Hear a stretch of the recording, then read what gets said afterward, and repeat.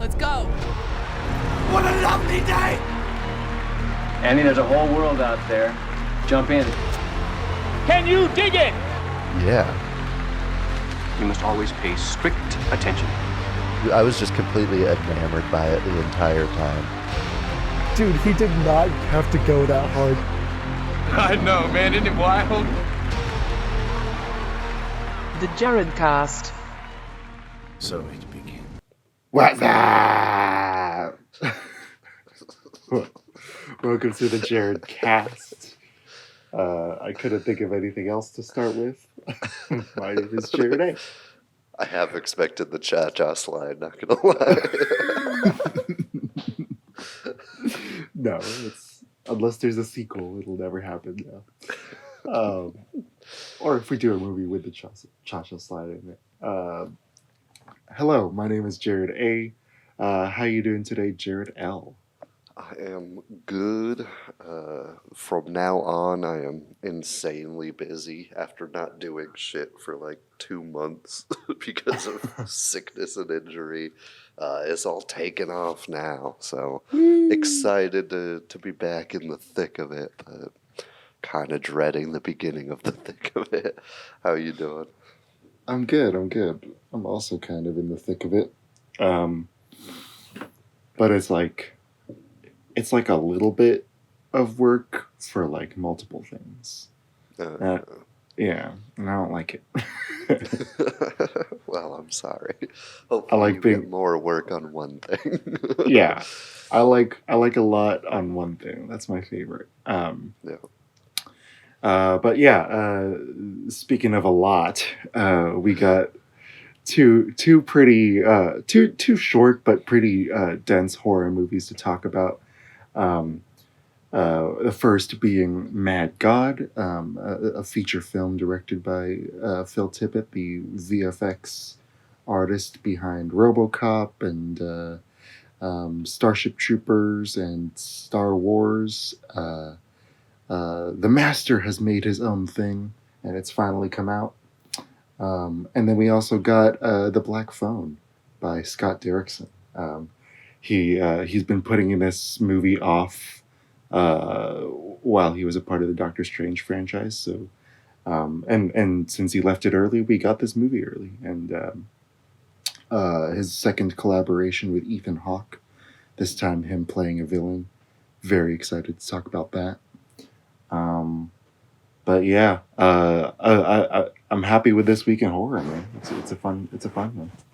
Yeah, we're getting the year off right for horror, pretty much across the board from what I've seen. I was gushing about some foreign horror recs in our favorite movies list. Now we're getting some great domestic horror, and I'm fucking hyped for it, man. It's gonna be a fun one. But before we jump into it, we've got a top 5, as per usual. To get ready for the Black Phone and have nothing to do with the Mad God. We're going to do our top 5 phone conversations in movies, which was a surprisingly fun top 5 to do. I had a great time, but I'm more excited to hear what you got for us. So why don't you kick us off with your number 5? Cool. Yeah, I was able to find one in every genre, which is fun. Ooh. The first one being the rom-com genre. Have you seen When Harry Met Sally? Yeah, but it's been a couple hot minutes. Okay. One of my favorite scenes in that whole movie. Spoiler alerts for the people who have not seen When Harry Met Sally. It's a classic for a reason. Go watch it. But the morning after they finally do it, they each call their best friends, and at this point, both of their best friends have married each other, and so they're talking about each other to the best friend while the best friends are in bed together, and they're just saying like, "Oh, thank God, they finally did it!" And it's this awesome like 4-way split screen between Billy Crystal and Meg Ryan and Carrie Fisher as well, and Bruno Kirby, rest in peace, Bruno Kirby and Carrie Fisher. 2 amazing talents gone too soon, but but that movie having that much talent in one frame is so nice and so funny. Yeah, I love it. Yeah, a great scene from what I remember. It's definitely one of those that I'm due for a rewatch. But I'm glad you got in there, and I'm glad you got one of every genre because I was starting my list and I had 3 comedy scenes written down, and I was like, "Fuck it, we're going all comedy today." That way, I Ooh. don't have to hold back. So all of mine come from comedies, including my number 5. Which is, I like the extended one because it's one of my favorite scenes in this movie. So I put the extended scene from Scary Movie 1 where Cindy keeps putting Ghostface on hold for people, and then they like play hide and seek, and he's got his little giddy feet sticking out from behind the couch. I just love this scene, man. This movie's off the rails, and this scene is everything I love about that movie. So good. So good. Is that the second one where they do the what's that? Yeah, Okay. that's what he calls Shorty. Okay. Almost on topic. Almost. My number 4 is not super romantic, but it is a very funny movie. It's more of a satire than anything else. And it's another 4-way call. It's the other one was 2 different phone calls happening at the same time. This one is an actual 4-way call on the line. I remember when adults would do this back in the day, and it was always stressful. And so I can imagine why this one went so sour and went south so fast. Because in the film Mean Girls, Katie is trying to manipulate the titular Mean Girls into hating each other, and she doesn't even need to try with this 4-way call. She just needs them to talk, and they all accidentally talk shit about each other while they think they're switching to the other phone and stuff like that. And it ends with the iconic like interaction between Amanda Seyfried and Rachel McAdams, where she's like, "I can't hang out. I'm sick." Boo, you whore. It's just a classic. It's just a classic. Yeah. And they also do a split screen. Hell yeah. Big fan of the split screens this episode.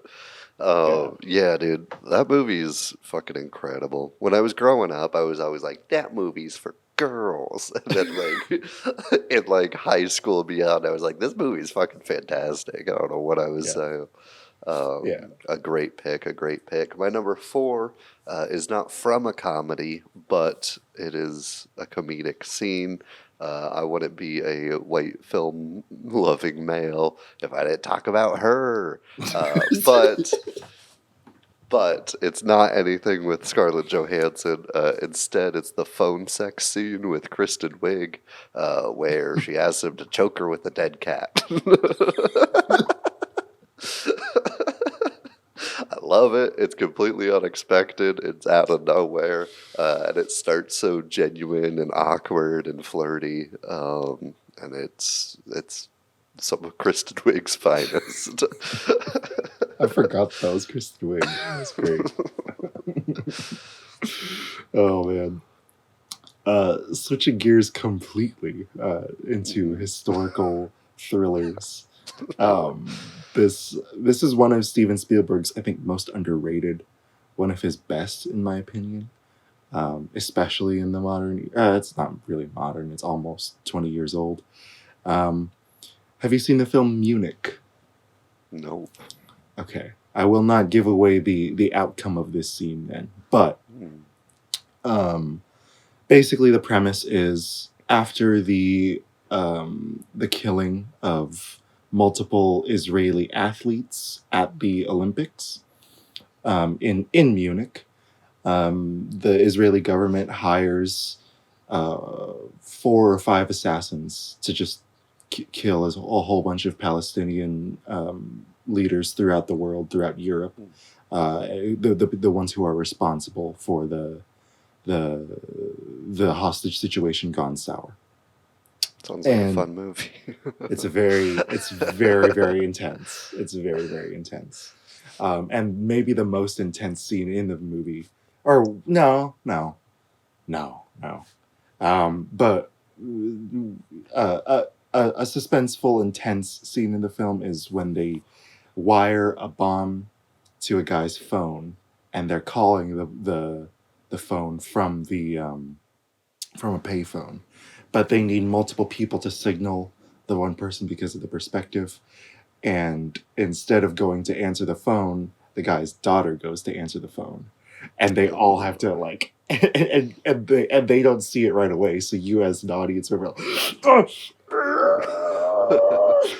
it's the most tense shit ever. It's one of Spielberg's best scenes. I won't say what happens, but it's pretty crazy.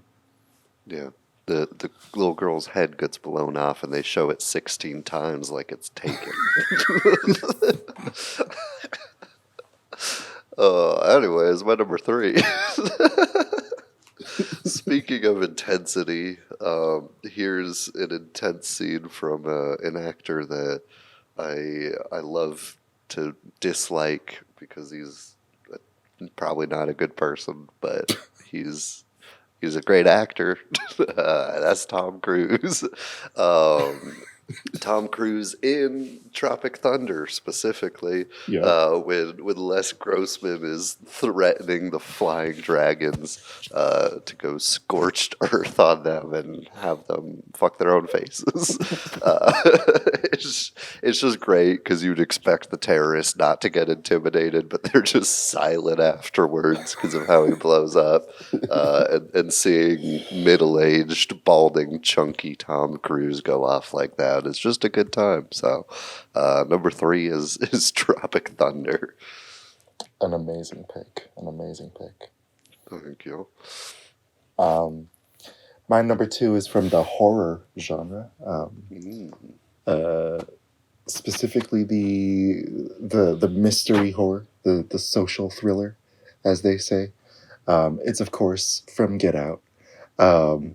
I love this. I think it's so fun. You by now you already know the big twist involving our protagonist's girlfriend, and so his best friend is trying to find him. He's desperately trying to call everybody, and he finally calls the girlfriend, and then she sounds so like convincingly scared, but then they cut to her, and it's not supposed to be like she's totally like just face. like it's crazy. Yeah.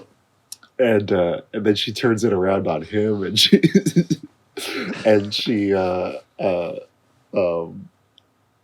tries to make it look like he's into her, and then he like I forget if it happens in the middle of the call or at the end of the call where he just hangs up. You lying bitch. I think it's after he hangs up, but I don't remember. It's still great. He's like, ooh, oh, she's a genius, and then they that's the end of the scene. Yeah, a fantastic scene of a fantastic movie. Speaking of Jordan Peele, I accidentally watched the full trailer of Nope yesterday, and I'm real upset about it. But I'm still excited for the movie. Did you accidentally watch it? Because I was in the theater and I like walked in during it, and my girlfriend didn't want to turn around, and so it's a whole thing. But I'm still equally hyped. It's ain't nothing but a thing. My number 2 and my number 1 were the first 2 that came to my mind for this, and they stayed strong in their positions. My number 2 is from Ferris Bueller's Day Off, when Cameron calls the principal to get Sloane out of school by saying her grandma died, and the principal thinks it's Ferris and asks to see the body, and is genuine. Just very rude, and then Ferris calls the principal, and it's just a hilarious scene. One of my favorite scenes in the movie. It was tough not to pick The Sausage King of Chicago, but this one This was just too funny to ignore, so it's my number So 2. good. A classic. Yo. I'm thinking about changing my number 1, but I already have. You can do 2 number 1s. I'll let you do a tie. No, it's okay.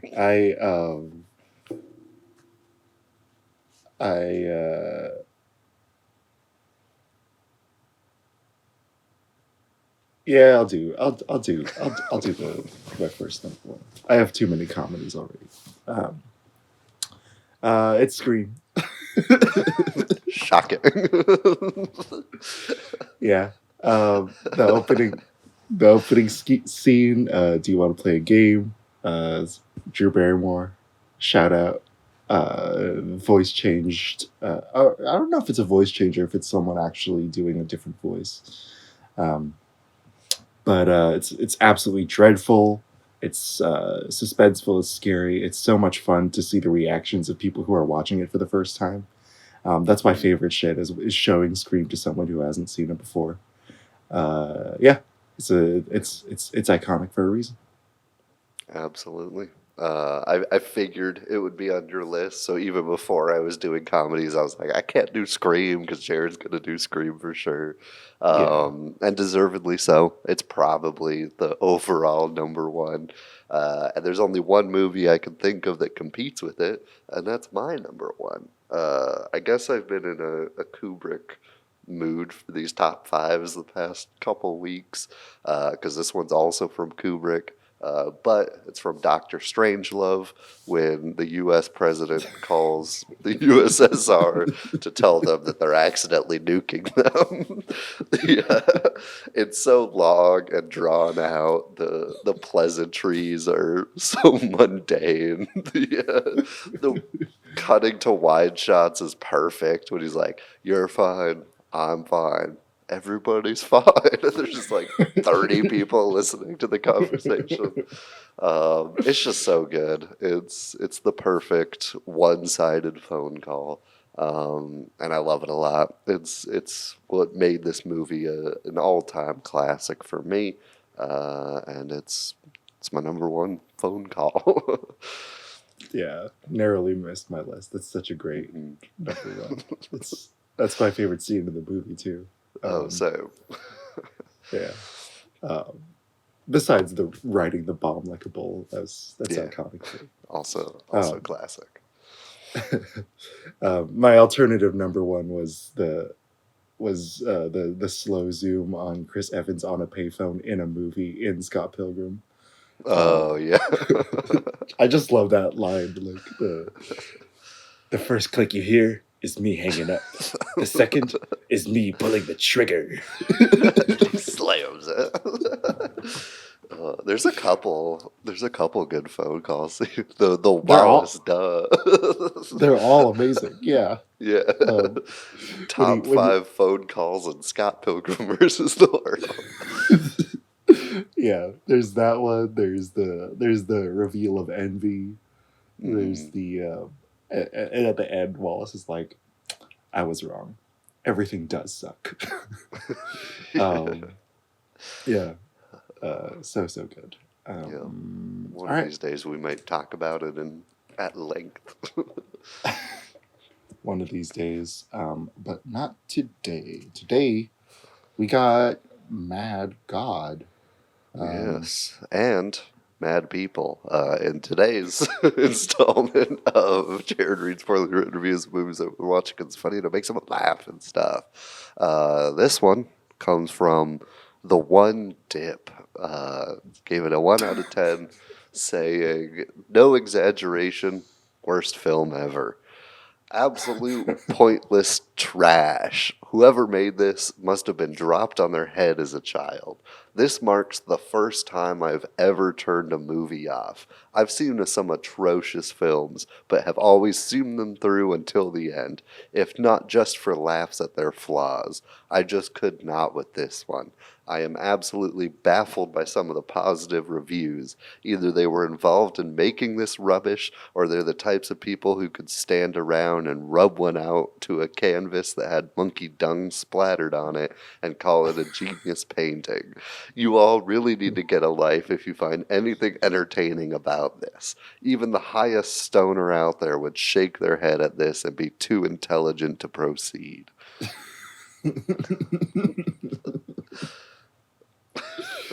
Well, Let's rub one out to some monkey dung. I guess I got it because my review is positive. Yep. I like this movie a lot. Guess that makes me stupid. Yep. Glad we could finally confirm that on the show. Oh man, that's great. That's great. Yeah. I wonder how far he got in before turning it off. Yeah, I don't know. I'm assuming the one dip is male because I don't know any. It just Yeah. I for some reason I always assume most of these are male. Maybe that says something about my biases, but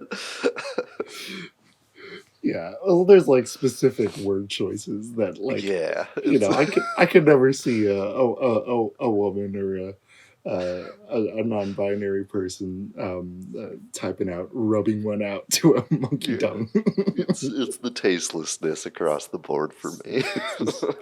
The specificity of stupid. Yeah, as far as execution goes, I think Mad God is a 10 out of 10. You can feel the passion and the just talent in every single frame, every single shot, every single weird montage and effect. I gave it an 8.8. I think it was very, very exciting. I was absolutely enthralled and hypnotized by the film's unique rhythm and enchanted by the wonderful mechanisms and palettes throughout the film. It's like Jared said in the beginning, like it's not a very it's not a very complex story, right? We're seeing basically a character only known as the assassin trying to bring a bomb behind enemy lines, and what he discovers is this really hellish landscape and a really insane world, and even if I didn't, I looked up a lot of the behind the scenes stuff before we did this, and I tried to watch as many interviews as I could. But even if I didn't know anything about it, the passion is there, the beauty is there, the horrible, grotesque, and really vivid imagination of the director is present in every single element of the movie. I can't help but admire it. I think it evoked a similar response to my first viewing of Mandy, where I was like, "That's it? Like, what's going on?" and then as I rewatched it more and more and more, it got closer and closer and closer to a 10. And so, it's been, I don't even know, 5 years since Mandy came out, and that's already a 10. And so, I'm excited to rewatch this. I'm excited to grow my love for it and cherish it further. 8.8. Yeah, pretty similar thoughts. I think it's some of the most impressive and gorgeously nightmarish animation I've ever seen. Not even just stop motion animation in general. I think it's been a while since I've been this impressed by just the spectacle on the screen. The world is insane and nightmarish, and just you never can expect what's going on, and you don't want to expect it in a way. You kind of just, while watching the movie, you want to be just brought along for the ride, and I think you have to go in with that mindset. I can see this being a very polarizing movie because the through line gets spoiler killed like pretty early in the movie. Yeah. And so you're kind of wandering aimlessly through this world that Tippett has created. But I love the world that he's created. I think it's gorgeous. I think there's a lot of impeccable detail, and I'm just interested to see what's around every corner. However, I do wish the through line stayed a little more constant. I think it would have guided me down the journey a bit more. But that's pretty much my only complaint. I think it's one, like you said, that will increase upon rewatches.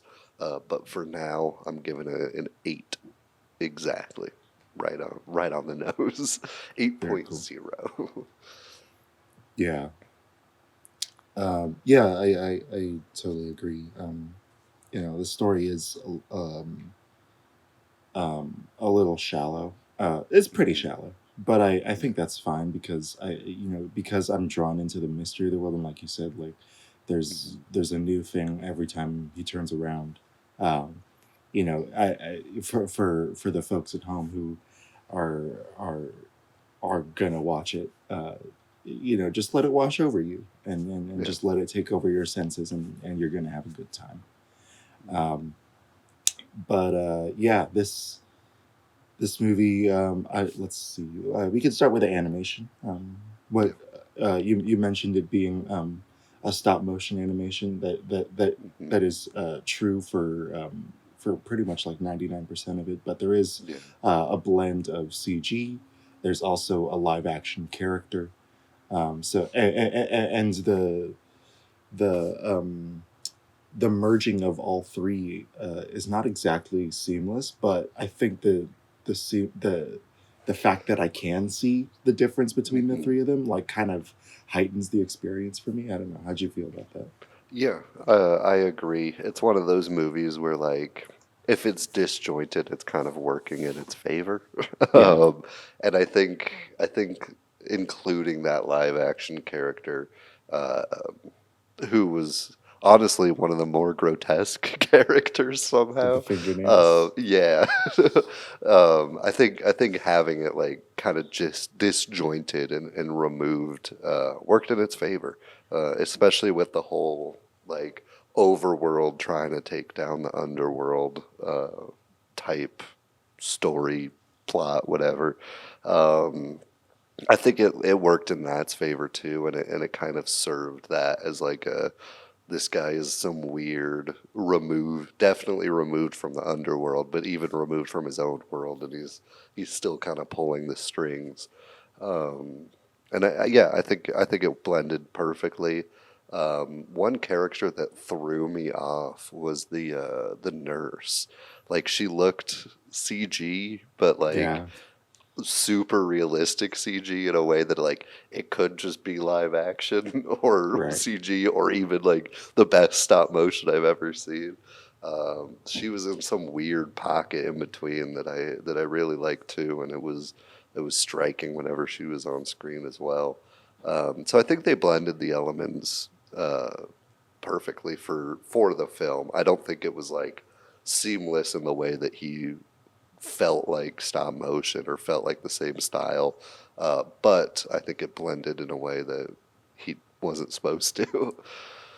Yeah, yeah. And like there's kind of something fun about the way that stop motion characters move, like essentially like it's Mhm. very it's not quite realistic, but it feels so tangible because it's a real physical object, and so it just bumps up that nightmarish quality where like all the Mhm. like especially in the slave scene, like everything's like moving in such a at such a weird pace, Yeah. and you're just kind of watching it, and it's both melancholic and terrifying and really really um uh just kind of, I don't know, like overwhelming. Hmm. And it's such a singular and beautiful look that reminds me of the creatures of Tippett's past, but it's still very different. Like they like with the with the giant walkers on Hoth, um, you get the you kind of get that sense of like, oh man, he really has a great control of like scale. And then with the tank, I forget what it's called, but the giant big walker thing in RoboCop, like you get the sense that okay, he can take something without a face and make a cool character out of it. And I think that he's able to accomplish that here as well. So many of the monsters are so gross and so beautifully detailed that they'll be buried in my head for years, man. It's so great. Yeah, yeah. And you mentioned scale in there, which was one thing that immediately they kind of make a point of with the assassin stepping on the little gnome people. And you see, like, the bandaged guy get eaten by that, whatever you'd call it. I don't know. So many of the monsters in this are so, like, vague that I'm just like, I don't know what you would call any of these. The first one with the meat cleaver, Yeah. that one's called the She-It. Of course, silly me. I don't know why.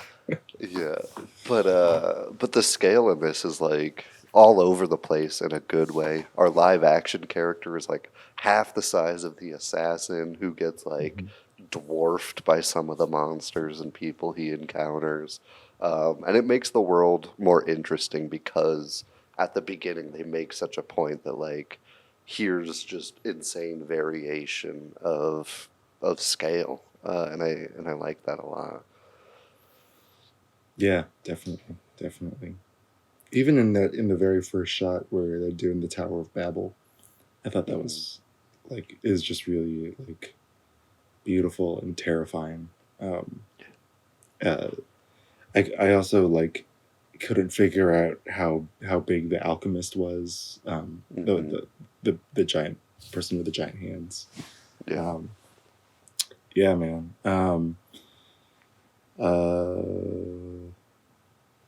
Want to talk sound or visuals? We can do visuals because we're kind of already in that realm. Yeah. A lot of the aesthetics recall like early 20th century industrialism and early 20th century fascist imagery. There's a lot of Orwellian structures in the TV screens and in the towers and in the machine guns and the sirens. What did you think about all that stuff, and what did you what kind of influences did you see in the design choices, all that stuff? Yeah, I definitely got a lot of Orwell, and a lot of it felt like Pink Floydian, like like the wall like screaming animation and shit like that. A lot of it felt kind of uncanny in the same way they used a lot of their visuals. Um, Even some of the sections felt like not visually, but like almost Kafka-esque with like the slave scene you mentioned, where every being in here is just part of a system outside of their control, and obviously they did that through these weird, dark, gritty visuals. Yeah, it was just striking. Definitely. I also thought it was kind of a weird choice to give the alchemist like a plague mask. I kind of see that in like some steampunk like books and paintings and stuff like that, but I don't know. There's also biblical imagery like the Tower of Babel, um, which I thought was kind of interesting. And right before that, they show a passage from Leviticus, which I forgot to look up. I forgot to clarify what it was or what the context was of that. But for the Tower of Babel, are you familiar with that story? No, not even in the slightest. So in the book of Genesis, there's this king named Nimrod, and he decides to build a tower to try and reach the heavens, and they get pretty high, and then God's like, no, you can't do that. And so he gives everybody, he changes everybody's like speech, and so that's the origin of different languages in humanity, and they all spread out because they can't communicate with each other. And so, there's this idea throughout the film of like people playing with God, people messing with nature, people kind of taking life and turning it into an industrial element. Yeah. Where did you feel that the most? The biblical references or the industrial use of life? Just like people playing God. Well, I think we keep talking about the same thing. The slave scene with the weird, like, wiry statues is an immediate one. Because you kind of, I think that's where we get most of some of the main purpose of this tower and what's going on. You hear some baby blabbering orders out to them as they create the monolith from 2001. They don't really show it much until the end, and you find out that it's like spreading this evil throughout the universe. In some weird, I think it's such a weird psychedelic sequence at the end there. But you really feel that, like, how insignificant every being is. They're literally created and then just destroyed within seconds, the second they complete their task. And that goes for almost every being in this. They all have a role to play, and the second that they're done playing that role, they're murdered for food from another, for whatever.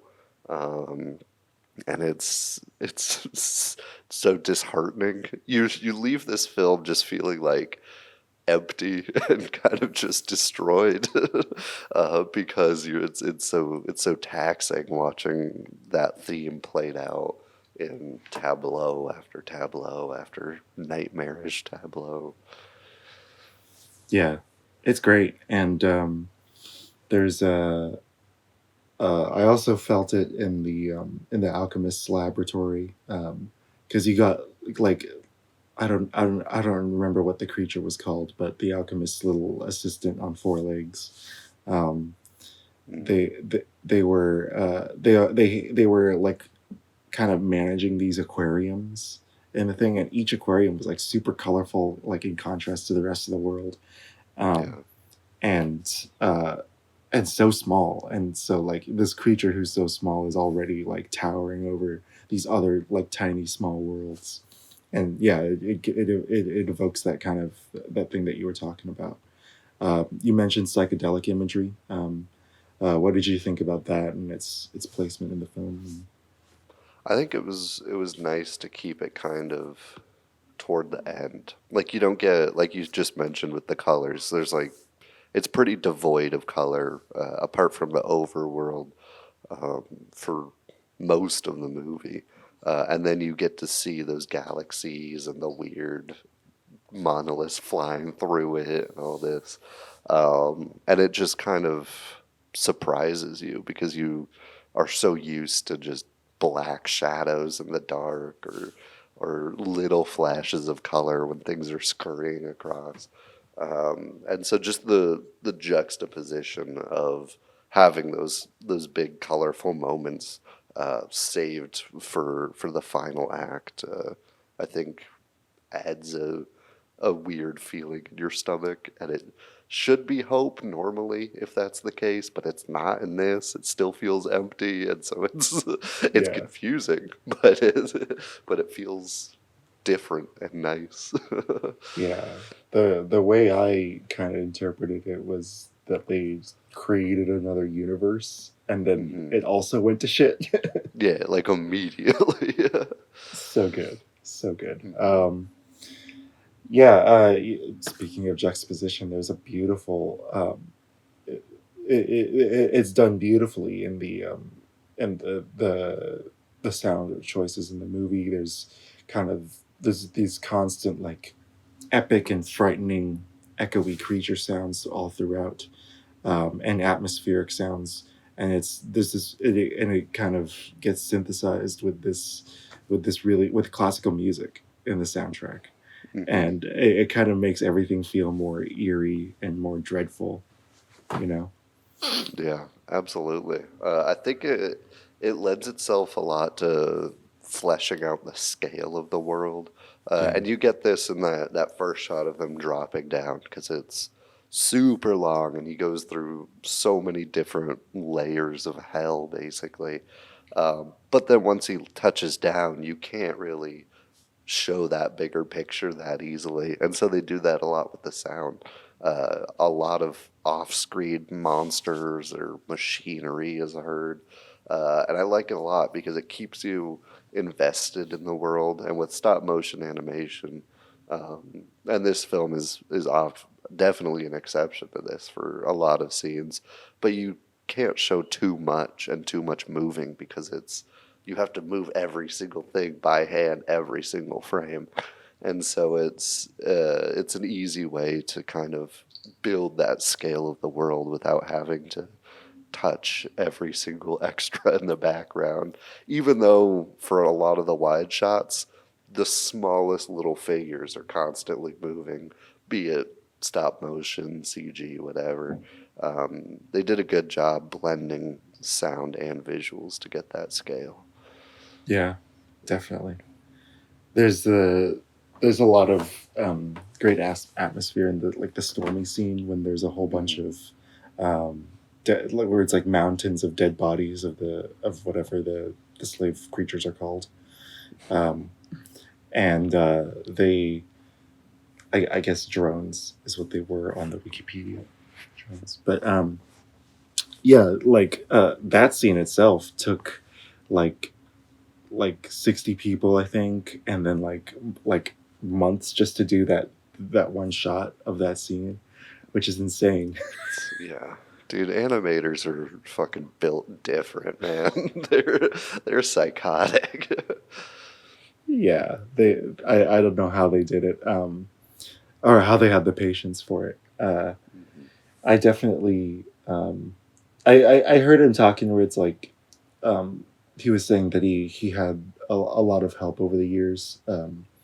A bunch of people like would learn stop motion animation from him just by working on this movie. So he would teach them on the job, and that was kind of how they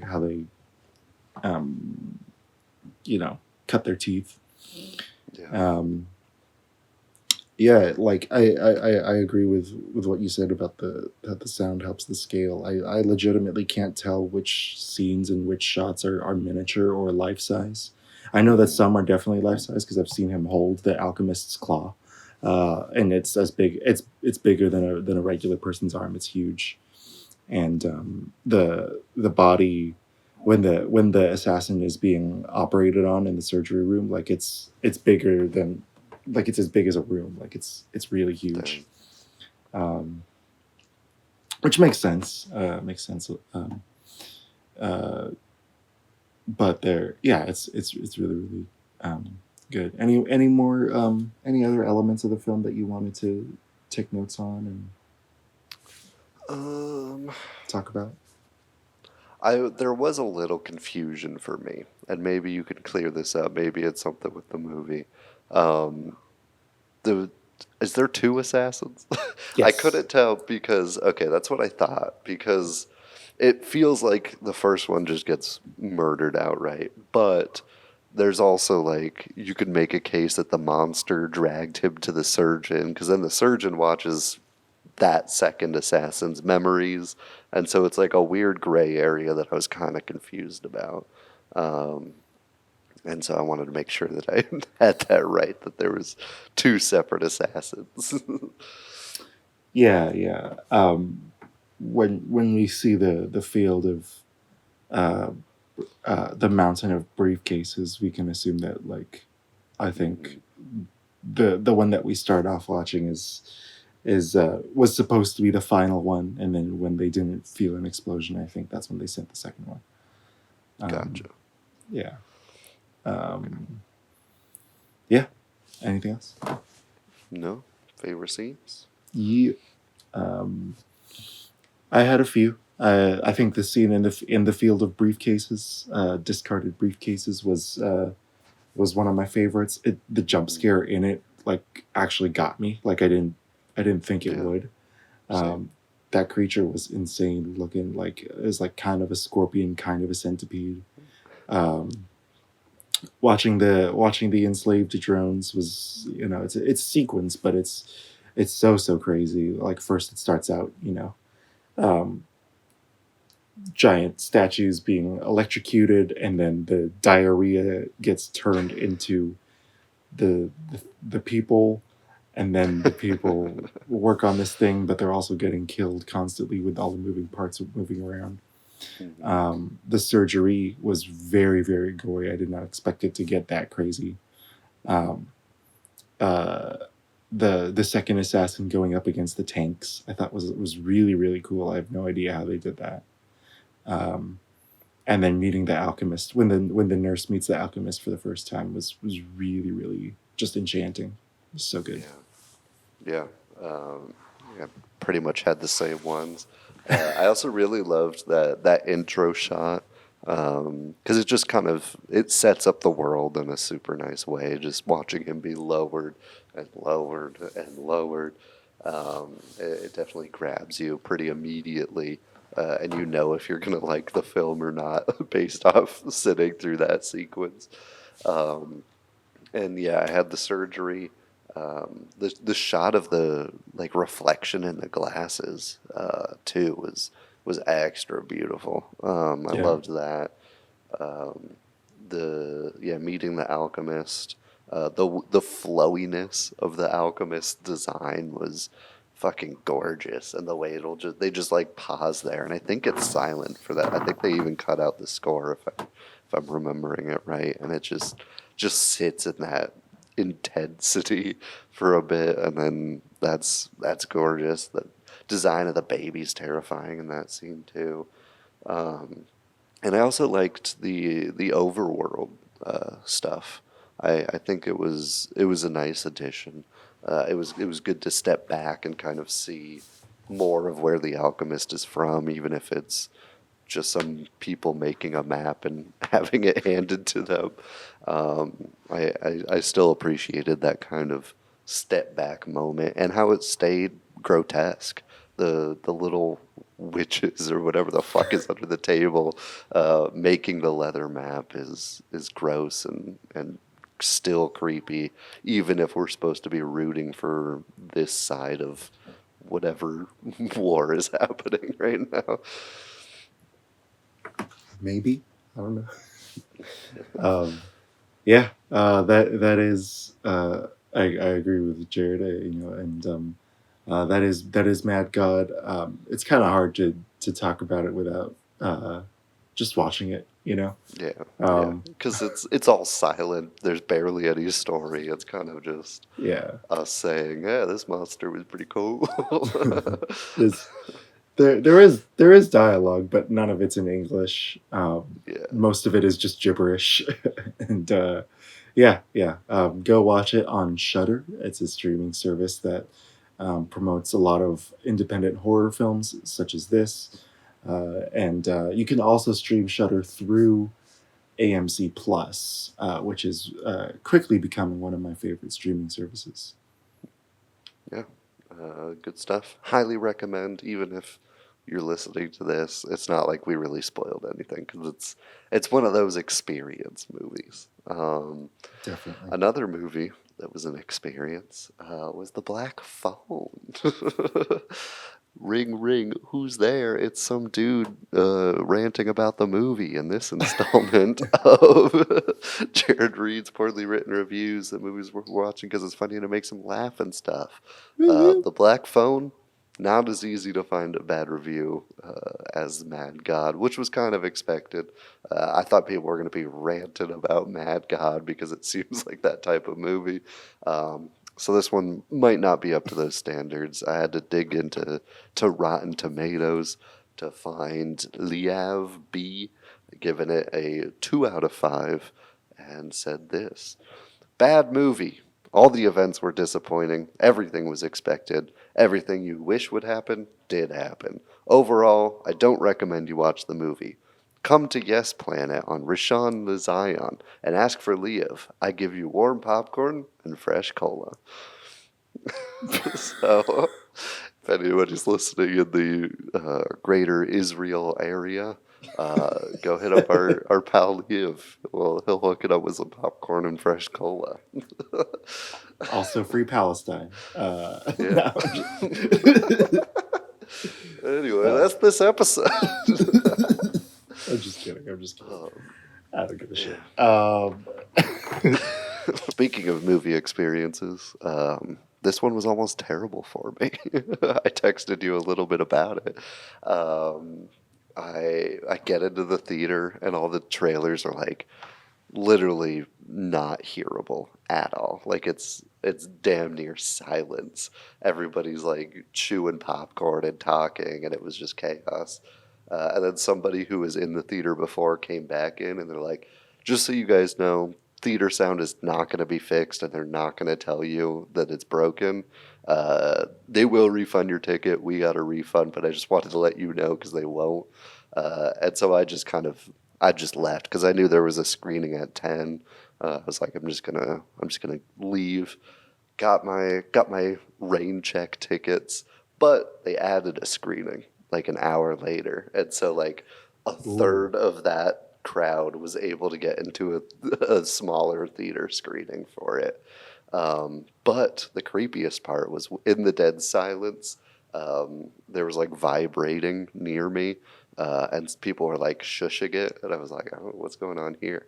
And next to me, a black phone was ringing. And some dude just lost his phone, but it was still weird. It was a weird coincidence that there was a black phone in the theater. That's right. We're talking black phones still. The newest Dickinson, or not Dickinson? Derrickson. Derrickson. Not even close. No.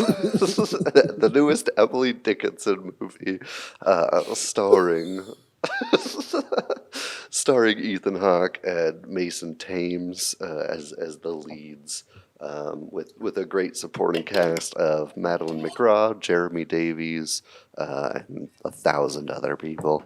And I really enjoyed this movie. I had high expectations going in. It was on my list of anticipated films back a couple weeks ago, and it lived up to my expectations, honestly. I think for me, it was one of the most balanced movies of the year, would be my biggest praise for it, in terms of balancing jump scare horror with like slow burn terror. It balanced backstory with like thrill and getting to the action. And I think it weighed all of these pretty perfectly. The horror was fantastic. The scares got me. I had one of the biggest jumps that I've had in a very long time. And I wasn't bored by like the drama outside of the main events of the movie. And so honestly, it was tough finding things that I disliked about this movie. There are a few that we'll get into, but overall, I think I'm leaning like a solid 9 out of 10 on this one.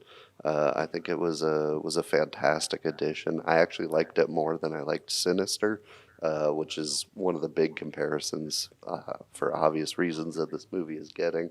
And I think it holds its own in Emily Dickinson's filmography. I'm excited to see what a horror awaits. Yeah, man. I did not expect to like this more than Mad God, but I did. I gave it a 9.2. I pretty much agree with Jared. I think maybe the only thing I disliked is that some of the suspense sequences were predictable. But even not even just not knowing the trailer, like I'm like, okay, he's gonna get away for a bit and then he's gonna get caught.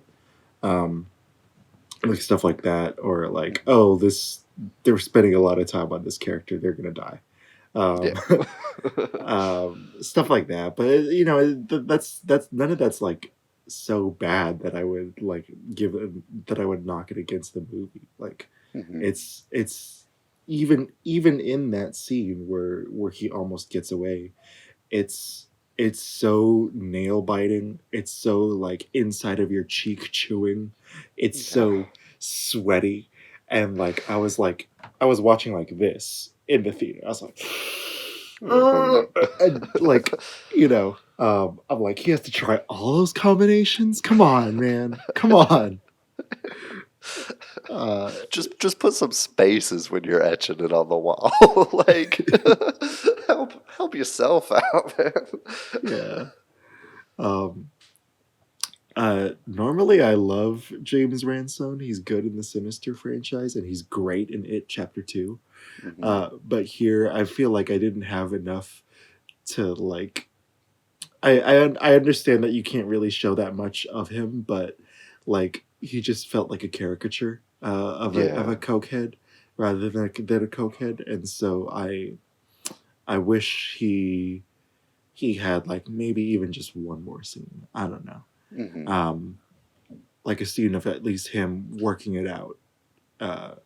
Because the reveal is like a really awesome reveal. Like it's like, okay, he's this ridiculous person snorting the last of his cocaine residual dust, and then they tilt, and then they dolly down, and you're like, oh, what? It's the same house? What's going on? Yeah, so I'm not entirely sold on that character. The performance is fine. I just needed more to sell me on the thing. But speaking of performances, though, I think Ethan Hawke as the Grabber. I'm so excited for this era of Ethan Hawke. I think taking on this role also motivated him to be the villain in Moon Knight, and he's my favorite Marvel villain in a long time. He's so good in that series.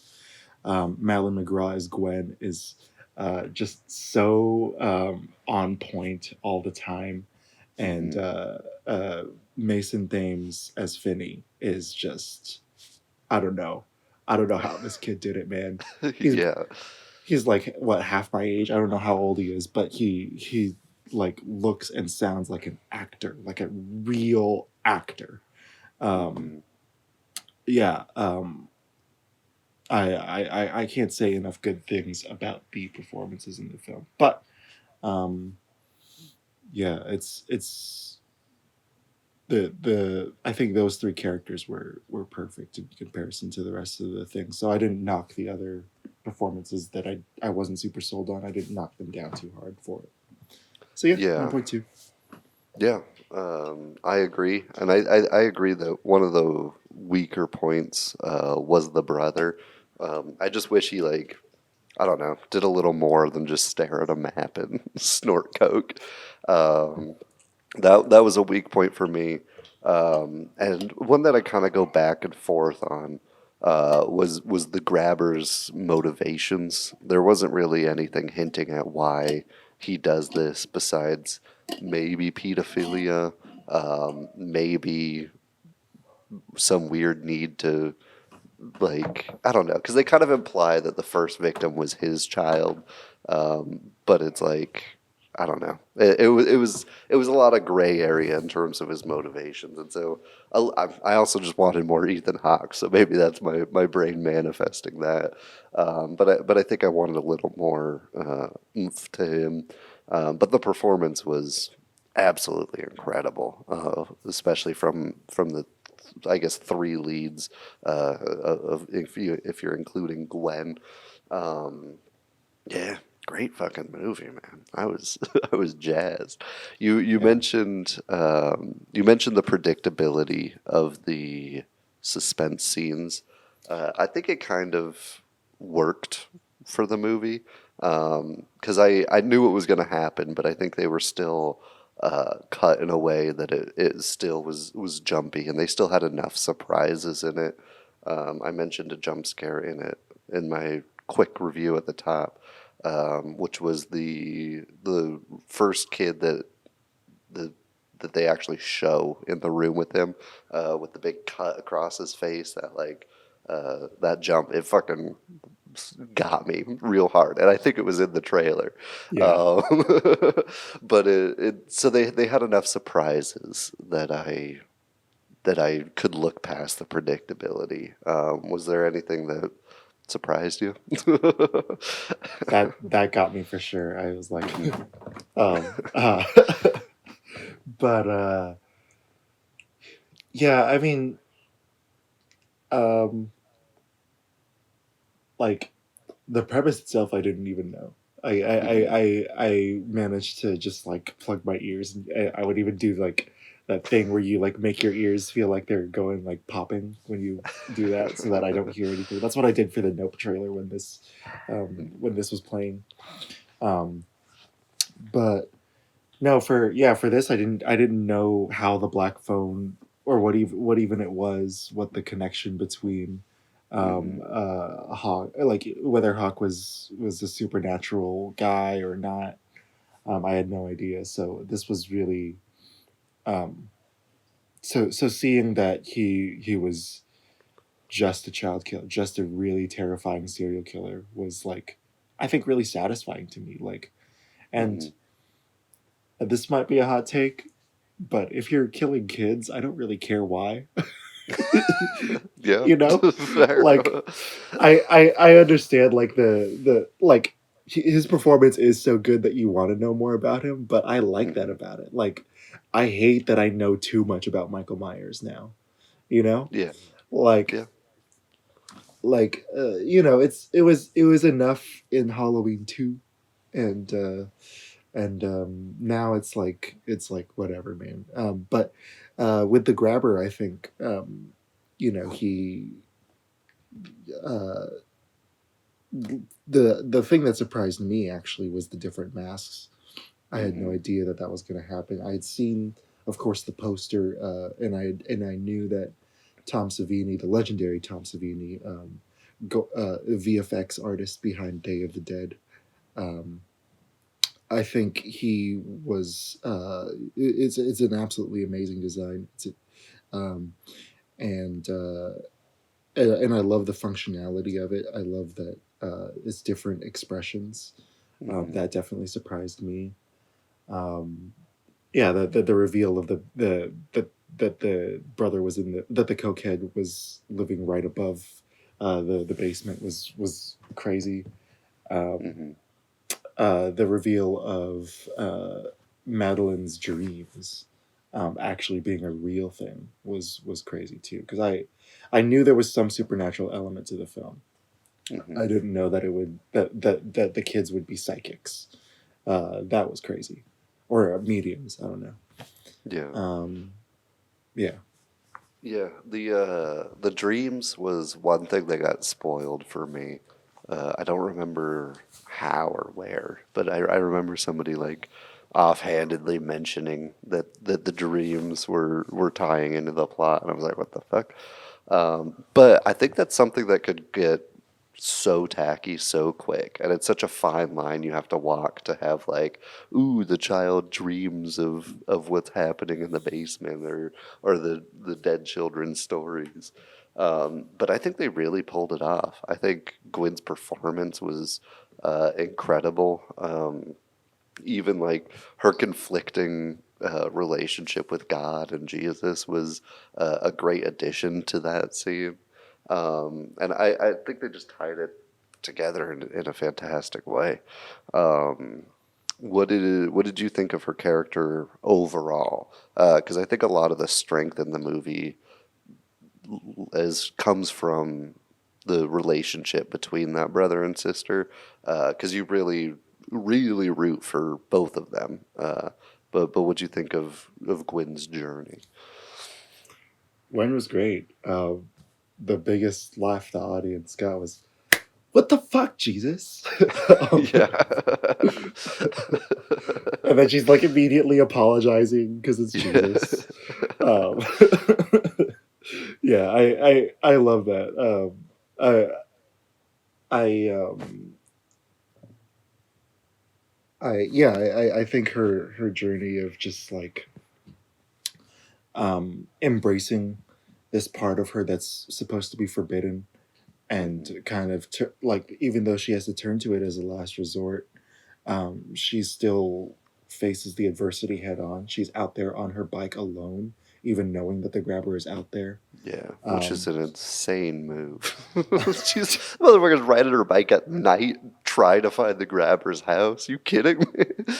Crazy. Take some Crazy. balls.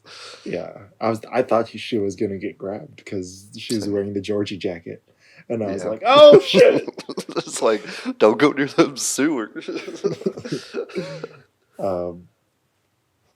Yeah, and even before that, man, the amount of hits that both of them take really sets up um it sets up both of their resilience, and it sets up their toughness. The fact that she can the fact that she can take a hit from her dad like that, like that was maybe the hardest thing to watch in the movie. Even seeing the kids with their wounds and seeing the kids with their like bleeding from the throat, like that was hard to look at. But um, seeing her kind of um, uh, uh, get beaten with the belt was just really really heartbreaking, and kind of gets you on her side because of how that scene resolves. Yeah. It was actually improvised, that scene when they're when he's like Jeremy Davies, a wonderful character actor, playing their father. He improvised the line like, "Your dreams are just dreams. Say it with me," and they do it 3 times, and on the third time, uh, she spits it back at him. "My dreams are just dreams," and it shuts him up completely. And Scott Derrickson didn't tell her to do that. She did that completely on her own. Hell yeah. And it's such a powerful moment. Um, like, even though she's lost this interaction, or even though she's being hit, and it's a horrible thing, she hasn't given up. Yeah. Yeah. And even the tender moment afterwards when they're watching TV and she cries on his shoulder, just even further sets up how much they care for each other. Obviously, we get this in like the fight scene, which he fucking domes a guy with a rock. But So good. yeah, dude, the like kid fights in this were like insanely brutal. Like, you felt every single hit. Yeah. It was super well done. I did not expect. I thought those were going to be the weakest parts of the movie, but they held their own. You mentioned the father, Terrence, I think was his name, who is also kind of a secondary antagonist of the film, which you get kind of conflicted emotions about his character, because you can see his pain, and you see that like his alcoholism is a result of his wife passing and all that, but I still hate him. I still think he's a little shitbag. But having that like secondary antagonist is great, because I think he connects it a lot back to the grabber. They both use belts as a weapon. Not that that's uncommon, especially in that age. But there's obvious visual connections between the two that seemed intentional, and Mason's escape from the grabber feels like him also giving a big fuck you to his dad, and hopefully resolving the tension after. I don't know. They get share a sweet moment, but it feels weird after seeing the horror. But how did you feel about the father figure in the film? Yeah, you can see how weak he is even when he's being abusive, and it like I remember thinking in that scene when he's beating Gwen, um, like how hard did his dad hit him if this is as far as it goes with him, Yeah. like that's insane. Um, and I always think about that too, like when I hear stories from people in my parents' generation about like how badly they had it with their parents. How Hmm. badly did those parents have it? How bad was it in the 30s and the 40s, man? Yeah. It's insane. And I asked that, and you mentioned drawing a connection between the two characters because of the belts. Like, yeah, that same thought transferred to the grabber. I was like, what? Um, it enhanced and heightened my interest in him, seeing him choose the belt Hmm. and seeing him kind of sit like a dad in like an abusive dad in the chair, Hmm. and just wait with the frowny mask. Um, yeah, it's very very um, complicated, and um, it's easy to depict abusive parental relationships as this kind of simplistic thing.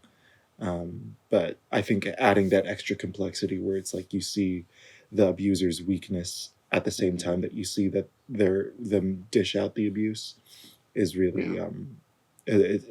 it's more nuanced than I expected for sure. I didn't expect to see a scene like the belt scene, but it definitely worked for this movie. Yeah, yeah, and I couldn't help but draw comparisons to movies like It, where you see like physically abusive fathers toward their daughters and stuff. But this felt like they hit the weakness that you mentioned, and also the compassion that he does have for his daughter, because there is love there. It's heavily misguided at times, but you do sense that he does care a lot for his children, and so that conflict, that inner conflict, adds a lot of depth to a character who's really not taking up a ton of screen time. It just fleshes him out pretty nicely. Yeah, Yeah. Then there's also obviously Mason and his journey, which is kind of the main storyline of the movie. Um, his a lot of his character's development does come from that line that I think his name was Robin, the little wannabe karate kid. yeah. Um, yeah, yeah. Which, by the way, the bandana was a little much. I hated the bandana. But there's a line that he constantly repeats to Mason that like someday you're gonna have to stand up for yourself, and that's kind of the catalyst that encourages him to fight back against the grabber. So you see a lot of that journey, that instead of just taking punches, he kind of takes it into his own hands and in the most extreme way. And I think that was enough development for me to like root for him and see progress. But what did you think of our lead, Mason? Finney. I mean, besides the Yeah, grabber, Finney. I Finney. kept Finney's. calling him by his real name. My bad. It's all good. Finney's the highlight of the movie for me, man. Hmm. You could tell that Mason as an actor is really going into every scene with like a clear intent as an actor. Like he knows exactly what's going on in every shot, and he's not just kind of following the director's like emotions. Like you could see he's making choices. You Hmm. could see um, he's he's making choices with his eye line. He's making choices with his body. It's just really really like it's a killer performance. Killer performance. Pun Yeah. intended. Uh, um, yeah, I love that we get to see like every angle of this kid's journey. You know, his kind of we get to see him fail. We get to see him have these little successes.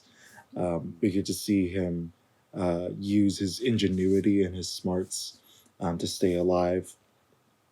And we also get to see him despair in the middle of it, like when the freezer escape doesn't work. Uh, I would cry too. That Yeah. was that was super super hard to watch, but so real and truthful, and you can tell he really embraced the character of Finney wholeheartedly.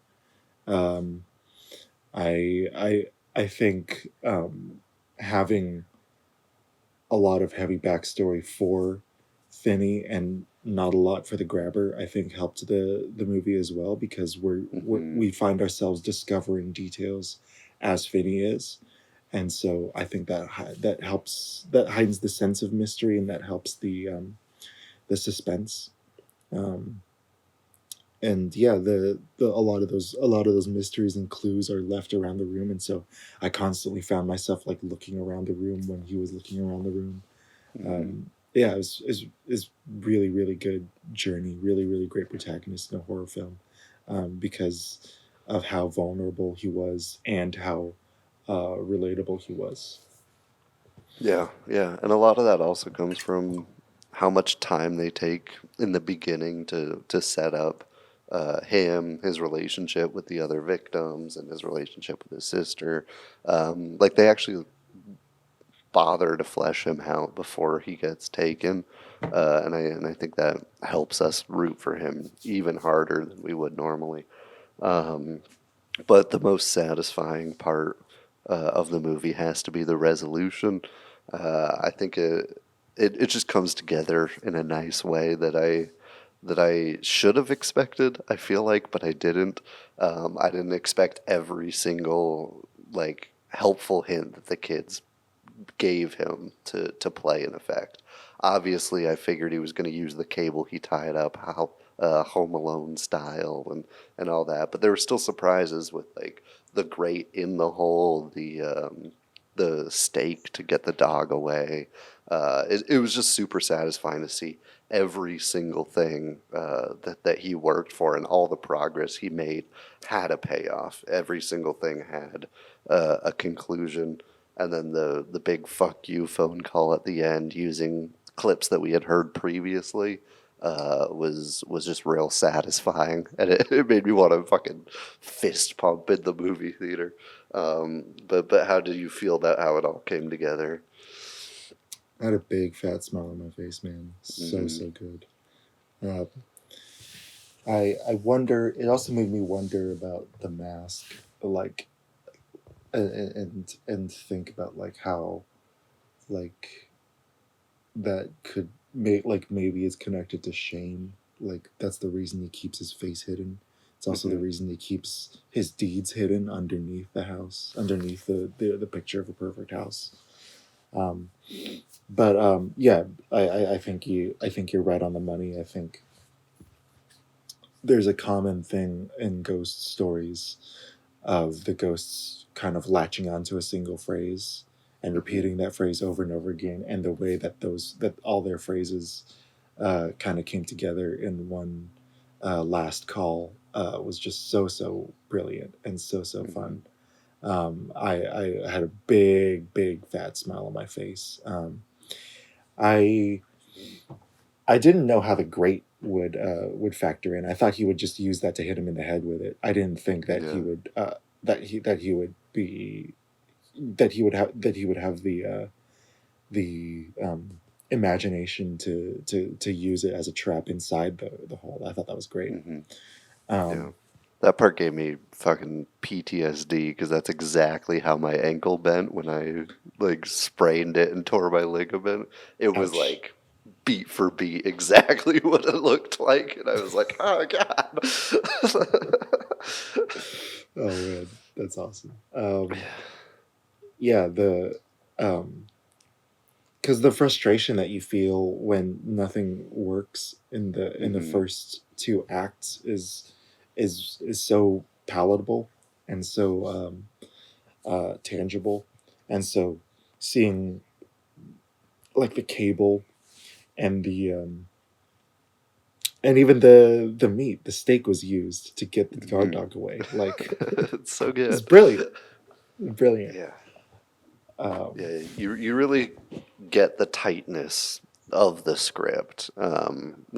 One thing that I always compliment Get Out, which was mentioned earlier, of is how tight the script is. Like every line of dialogue ties into something else or hints back at something that we've seen. And this felt the same way. Like especially toward the resolution there, it was just an incredibly tightly written script. Definitely, definitely. Um, and yeah, and the I think the tightness is also in that is also translates to the edit. Like I think Hmm. the pacing between Finney's story and Gwen's story was really good too. Like I I've I felt like, no, wait, don't go to the next one. I want to see what happens next. You know, and that's kind of what you want when you have an A story and a B story. Yeah. You never want either one to wear out. It's to overstay its welcome. Yeah, absolutely. Um, any other things you want to chat about before favorite scenes? Mm, why do you think the grabber is so theatrical? The magician background. No, I think it is part of that persona and facade. You mentioned the mask kind of um, representing his shame, which I think I agree with. Obviously, it's to also hide his identity. When he grabs people, he's even covered up in makeup. But I think it's part of the character that he feels he needs to put on to internally justify his actions or remove himself from what he's doing. Because the only time he's not theatrical is when shit goes wrong. He just kind of wallows in it and he gets super sad boy on us. And so I think it is kind of like a internal defense mechanism for his actions. Yeah, yeah, that works. I I yeah, I think that's exactly what I thought too. Mm. And I yeah, I don't know what else to. I wonder like how he interacts with his brother like in a normal Yeah, situation. yeah. Like what is that like? No idea. Um, yeah, like I don't know. It would have been nice to peek upstairs to just see how he's covering his ass with like the basement. Like what did he say to get the brother to never check behind that door despite being suspicious and he spent so much time down there too. Like man's bringing eggs down there and you're not gonna wonder what the fuck is happening. Um, Yeah. But but yeah, no, I think you're right on the money with the deflecting blame and deflecting the horror of what he's doing. Like even when he kills his own brother, he's blaming Finney for it, and yeah. you Yeah. know, yeah, those are Cool. Favorite scenes? go for it. All right. Um, the fight where the sister hits the dude with the rock. I just loved the what it added to the relationship. The shot of the dude she domed and her just like sitting on the sidelines after next to each other was very child fight like. Um, the the scene where he's trying to figure out the combination lock was the most tense I've been in a very long time in a movie theater. I was just on edge while he was trying to get that going, and I knew and kind of figured he'd get recaptured because it was so early in the movie. But you still feel the tension. There's just like a single rack focus will build and build and build, and I think they worked that very nicely. Um, the obviously the finale fight I really enjoyed, and the scene with where the grabber like tests his trust with Finney by asking his name. The the way he just stays in darkness. And then once he steps forward and you see the frowny face on the mask, I think that was by far the best use of the mask, and the emotions that he kind of switched in and out. And I just love how that was executed, and the physicality of it was fantastic. Yeah. What about you? Definitely. Yeah, speaking to the bike lock scene, I wasn't totally sold on the choice to go anamorphic for this until that scene. And I was like, okay, that makes sense. Yeah, man. It's so many great scenes in this movie. I also want to highlight the when Robin's training Finney. I thought that was the really shadow boxing or whatever. yeah. I thought that was beautiful. That was so good. The the first phone call with Bruce was really good. Even the first scene, like I'm like, oh, this is cool. This is like two rivals like each other, and then they held the camera on Bruce a little too long, and I'm like, damn it, the Asian kid's gonna die. Damn it, shit. Yeah, but I love that opening scene with the baseball. I thought that was really really cool. And then when he uses all his strength to wring the killer's neck, wring the grabber's neck, you hear that last final, his arm is mint. Yeah. And yeah, it's just great writing all the way through. I also love the scene when Gwen is yelling at the cops. I thought that was great. I thought that was so much fun. The kind of the bike lock scene was great as well. The frustration was so palatable in the freezer scene as well. And seeing I forget that kid's name, Fence Hopper, I think was his name. Seeing that even someone who can fight, even someone who is a criminal, couldn't beat this guy. That was just really really cool. Yeah. And the way they set that up when Gwen is yelling at the police, she's like, "You see this motherfucker fight I have? He'd kick both your asses, and he still got." Like, and so you kind of like hear the legacy before seeing him too, which is real cool. So good. Yeah. Did you? Okay. One last question. I couldn't hear what they were saying about the game. Like, I couldn't understand. I literally couldn't hear. The Naughty Boy game. Yeah. So what? That's what he was saying was Naughty Boy. I heard Naughty Boy. Yeah, he said so Naughty confused. Boy. Okay. And they were pretty vague about the game. Obviously, it was just him waiting for the people to try to escape to justify hurting and killing them. But that's pretty much all you got. He's like, you're refusing to play the game, so he can't win. Once you try to escape, he'll beat you, and then you won't like what's next, or something like that. Yeah, but it was vague. Okay, yeah. That makes sense. Okay, yeah. Check out the Black Phone in theaters. Yeah. Just came out. You got time. And I believe in 45 days it'll be on Peacock, but don't wait that long. Go watch it now. It's so good. Yeah.